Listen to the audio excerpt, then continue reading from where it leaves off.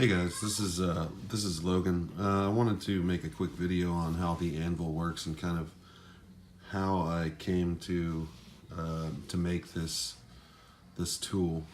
When I started out, I was trying to figure out what everybody else in the community was trying to do and what tools they were using, and everyone seemed to be using this tool called the synth, which is a really cool tool, but it's very hard to find.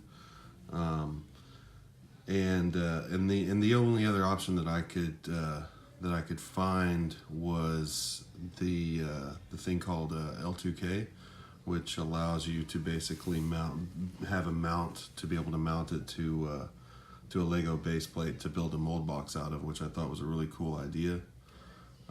So I wanted to create my own tool, one, so that I could have a tool to use, and then two, to be able to, put out for sale for anybody else of any skill level that's getting into modeling keycaps. They could come and buy it for a good price. So let me talk to you about kind of the problems that I've had along the way that brought me to the features that I have inside the Anvil.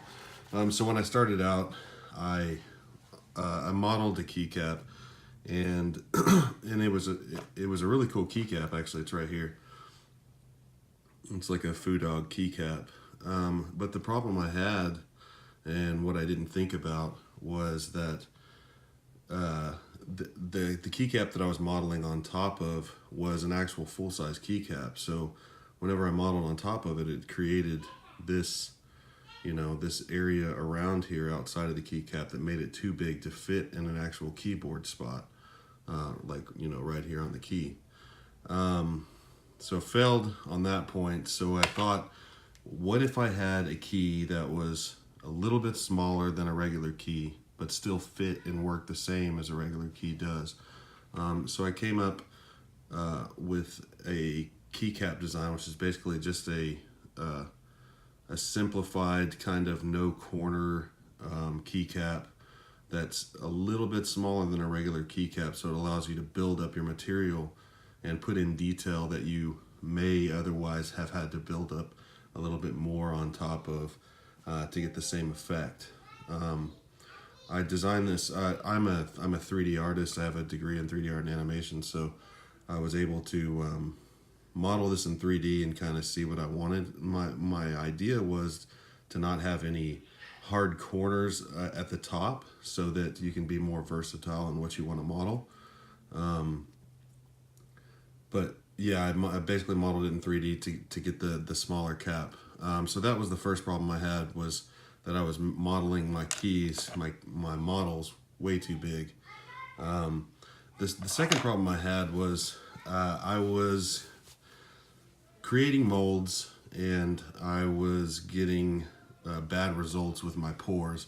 One, because I wasn't using a pressure pot, but two, because I wasn't creating any passageways for air to come out of my molds. So you'll see on this one, I had this. I think this is the first mold I ever made, and there are no holes up here for air to escape. So you get things like this, where you have air bubbles in your stem because you don't have any way for the air bubbles to get out. And then, around this area at the base can cause air bubbles as well if you don't have holes in there. So I needed to create some tool that whenever I created my mold, or the top part of my mold, I created passageways to let the air escape from the bottom side of the mold when you combine the two together. And so my first idea, my little mock idea that I'd seen online before, was putting toothpicks in taping them together and then kind of creating passageways that way. But that ended up being a nightmare because they would move around on me all the time, and it doesn't look clean. It didn't really work as good as it should. So I needed to find a different option. So what I did was I looked up, And I kind of took the idea from the synth, basically where they have that little key that sticks up the middle that creates the air bubbles, and the 4 prongs on the side, I believe they have too. So I came up with this, which basically matches right on with this side, and we'll get into this base in a little bit. But this provides the passageways for the air bubbles to come out when you create your mold of the top part, which would actually be the bottom part of the key. So these, oops, sorry about that. The stem, these 3 stems right here, or 4 stems in the middle, let the air go out so that the stem doesn't have any air bubbles in it. These 4 stems on the side allow air to escape from the corners of the key. You could possibly have some others in the middle, but honestly with this design so far, I've been able to be real sloppy with my pours and, you know, kind of just dump things in there and put in with this being used and those passageways being created, it's been successful every time so far. So let's talk about the base. So I wanted something also that I could hold instead of actually holding the key while I'm modeling, because I found that I'd be modeling spots and then holding it and then rubbing out the detail that I put into the model. So I wanted something that I could hold on to that wasn't the actual key. So we take our key, oops, this doesn't have anything on it. There we go. We put our key on there. This is an older model that I've already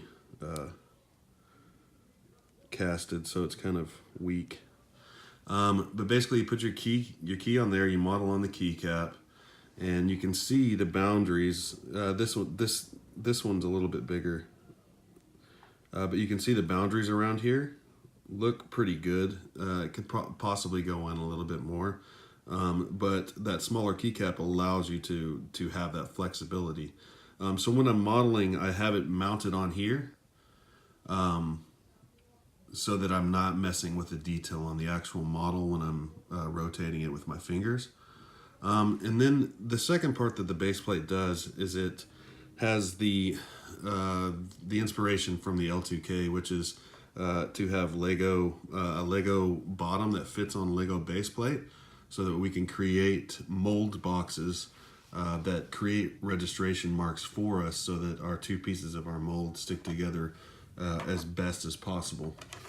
So if I bring this Lego base plate over here, you can see that I can just stick this right on there like that, and then I can start to build a base plate around the whole thing. Sorry, a wall around the whole thing. I'm putting it on the base plate. And this one still has some resin and stuff on the base plate, so it's kind of, these Legos aren't fitting in as well as they should. But you get the idea. Basically, you build a box around it and pour the mold smooth on stuff inside of it. Let it fill up, and these areas around here where you see the dimples from the panel will actually create the negative registration marks for you to then pour the top piece to create your positive registration marks. So that was kind of the design around the base plate, is to one, have something that can hold my key while I'm modeling, and then also allow me to mount it to a Lego platform, so that I can create a really nice mold box for my molds. So I can kind of show you how it works in action here. I'll just show you like a finished mold like this.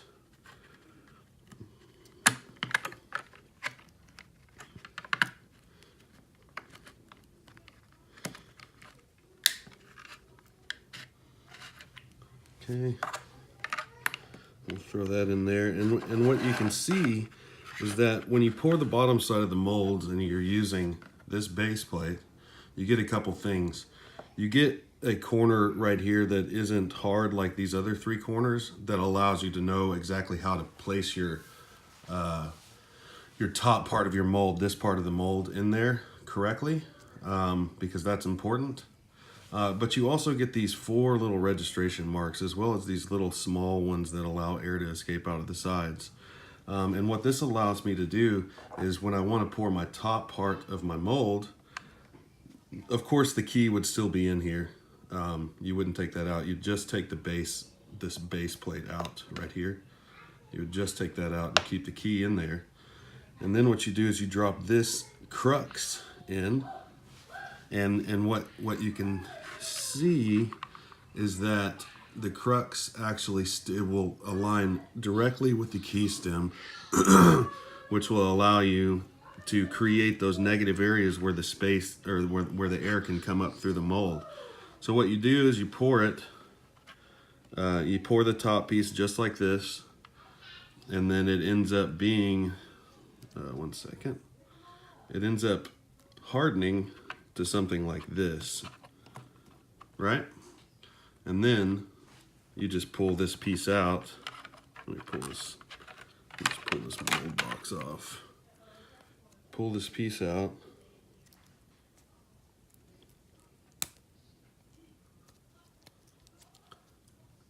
And then you have your 4 holes in the middle and your 4 holes on the outside to let air escape out of the stem and out of the 4 corners. And then those features are what made me want to create my own thing, that my own system that I kind of liked working with. It allowed me to get a tool that I could use faster instead of trying to source one forever, because honestly the thing that I wanted to do is model keycaps. I didn't want to have to build the tools and everything for it, but it was just too hard to find my own tools to use. So I hope this helped kind of explain what the Anvil is and how it should be used and how it came about. If you have any questions, leave them in the comments. I will answer every single one of them. I appreciate you guys watching this, and visit Anvil Artisan Tools.com to check out your own, or check me out on Instagram, Logan B. Fisher Art, and y'all have a good day.